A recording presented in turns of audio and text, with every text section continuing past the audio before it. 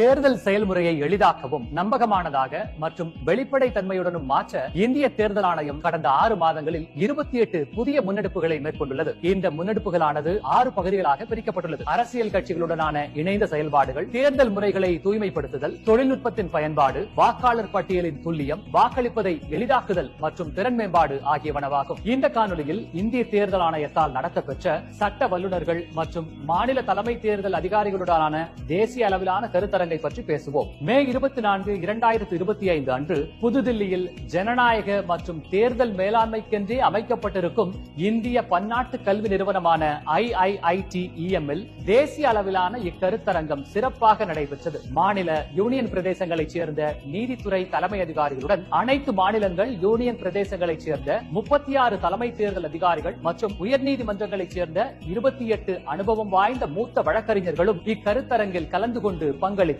இச்சட்ட கருத்தரங்கம் தலைமை தேர்தல் அதிகாரிகள் மற்றும் நீதித்துறை சார்ந்த அதிகாரிகள் கலந்துரையாடவும், தேர்தல் வழக்குகளுக்கான நடைமுறை சட்ட தீர்வுகளை கண்டடையவும் வலுவான தளத்தை உருவாக்கியுள்ளது. அடுத்த காணொலியில் இந்திய தேர்தல் ஆணையத்தால் மேற்கொள்ளப்பட்டுள்ள பிற முன்னெடுப்புகளை பற்றி காண்போம். இதுபோன்ற இந்திய தேர்தல் ஆணையம் தொடர்பான மேலும் புதிய தகவல்களுக்கு எங்களது அனைத்து சமூக ஊடக தளங்களை பின்தொடரவும் மற்றும் சப்ஸ்கிரைப் செய்யவும்.